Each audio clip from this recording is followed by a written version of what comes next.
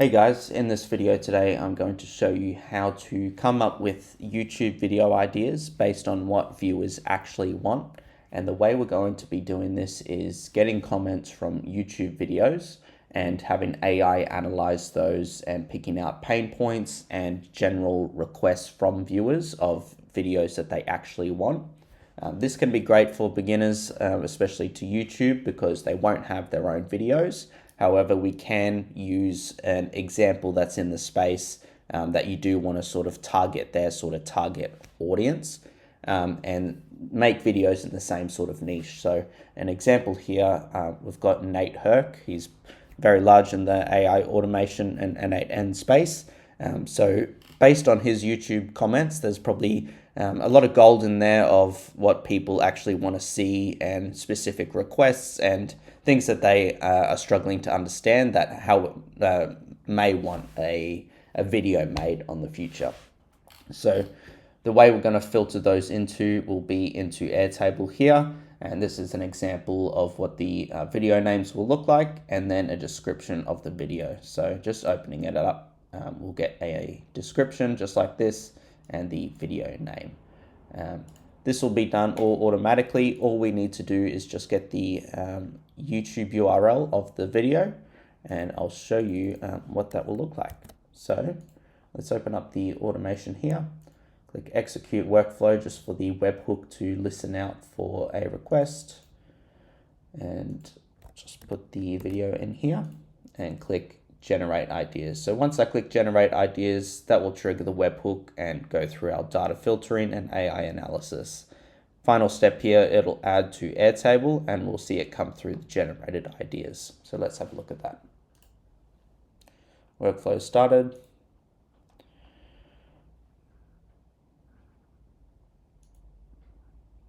We should start to see those coming through now.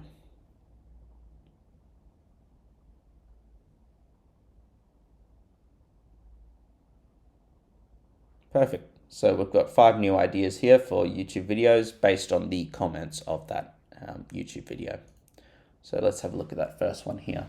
Building a real world feature in a production code base with AI agents, moving beyond small scripts to tackle a common viewer requests, testing AI on realistically complex and existing code bases. So watch as I use multiple agents to understand, navigate, and add a significant new feature to a large project, highlighting the challenges of context management and real-world performance. So that sounds pretty good. And have a look at this one. n8n AI agents versus basic LLM chains, when and why to use each for optimal workflows, and the description of that one as well. So both of those look pretty good. Definitely something that we could make videos around. And now I'm going to show you how to actually make that automation. Alrighty, so getting started with the automation here, we're going to start with a webhook. What we're going to do with that, we'll just open that one up and grab the webhook URL. This is how we're going to feed the data across of the actual URL itself into Airtable. So behind a button here, this is just a general field of a URL, and then this one is a button. So this is the test webhook here. It's not the actual one, obviously, but you just paste that in there with some commas and the YouTube URL in curly braces, and that's going to reference that field there. So what that's going to do is send the query of the URL. So that's the data it's going to send over, and it's going to send over the YouTube URL, and this will be replaced with the actual data that we have here. How that will come across will be over here, just under query and URL. I've removed all the other data just because it's not necessary and it's like private information in there. But basically what we're after is the query that we've sent over of the URL and the actual YouTube URL. From there, we filter the information that it's come through. So I've just got a code node here. Open that one up. You guys can just copy the code as it shows here. But basically, once we get that URL, what we need is the video ID itself. That's how we're going to reference the YouTube video with the YouTube API to grab all the comments that we need to analyze. So once that code runs, it'll take that URL and output the video ID itself, which is just the characters that's at the end of the URL here. So it's going to return us with the video ID, and we can see that up here. So after that, we're going to do a HTTP request. What we're going to be doing is the YouTube URL here. This is the Google API itself. So you can make a free account with Google if you don't already. If you've got Gmail, you're already good to go. I'll leave a link down in the description. Otherwise, just ask ChatGPT how to set up the comments API with YouTube. And once we get a API key, we can actually make requests to this URL for comments on specific videos.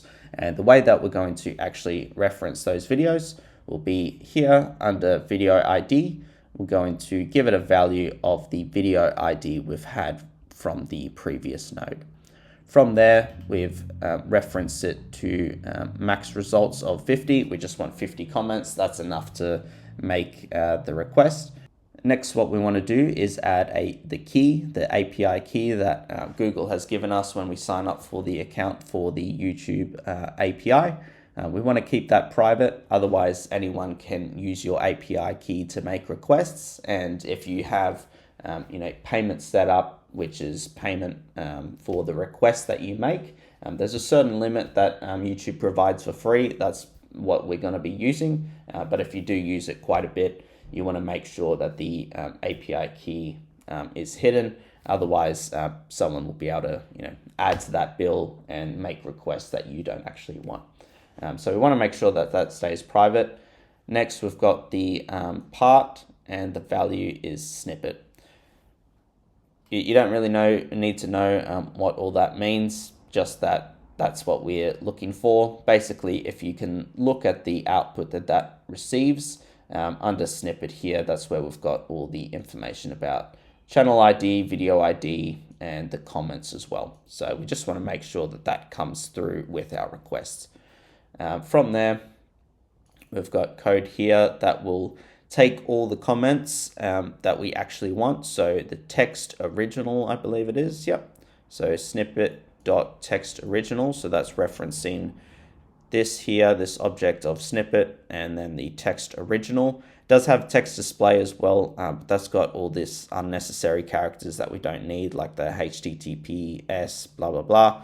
Oh, actually, no, that comes through. I mean more so the like the A tags, like HTML, and the breaks there, things like that. We don't want that actually coming through because it's not necessary. But we just want the text original, plain English, to send that over. Just make sure it's not ruining our data that we're actually receiving.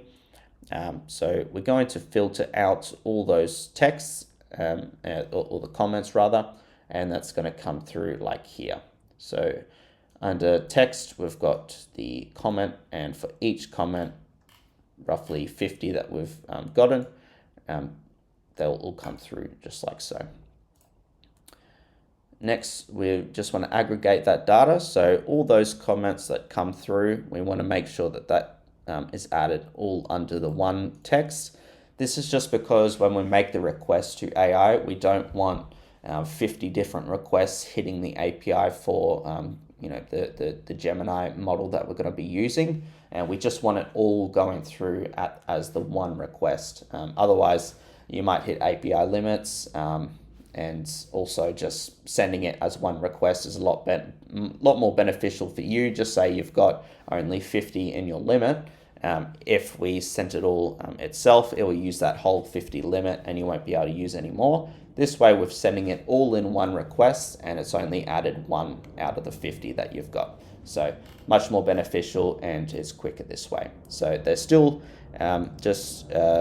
separate comments. We've got that with the actual aggregate here. It's making sure that it's still separate comments, but it's just under the one object itself, text. From there, that's when we'll send it to AI for analysis. Here we're just using a basic LLM chain, and we've added the Google Gemini chat model. Just opening that one up here.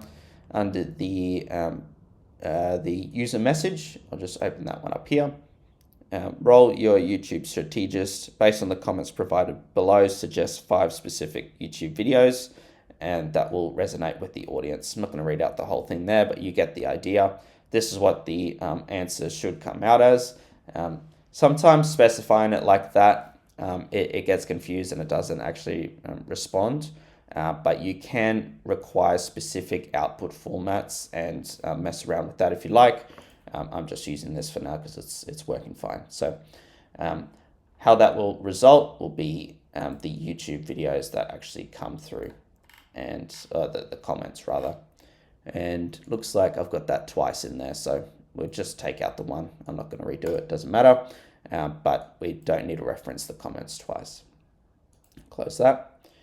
From there, we're going to send all those that response there. So this will be the response from the actual LLM chain itself, which is the Gemini model that we're using. It's going to come through all under the one object of text. From there, we want to actually pass that JSON. So this is the response that we get, but we want to filter it so then it actually looks nicely formatted just like this, easier to work with. It's all separate. Here it's all the one actual response that we've got, and this makes sure that we can actually send it to Airtable each comment itself. So closing that one here. Now all we need to do is send it actually to Airtable. So just opening up the Airtable node here. You can just add the account if you haven't already. Once that's connected, we'll be able to search through our bases that we have actually with Airtable. This one was just called YouTube Video Ideas, and then we're actually sending it to the table of generated ideas. So that one's just over here. I've got two sections here, two fields rather. Just the video name, single line text, and then the description as a long text. That will just feed over to n8n, so then we can reference the actual video name here, and we're sending that as the title that's come across, and then for the description we'll use the description that's come across. From there it'll actually send and create those records. With the response it'll say the ID of the record, created time, and then the fields that are actually updated, so the video name and the description, using the data that we've sent over. From there, that will feed across to Airtable, and that will be under generated ideas, video name, description, just like I've shown, and it will look like this.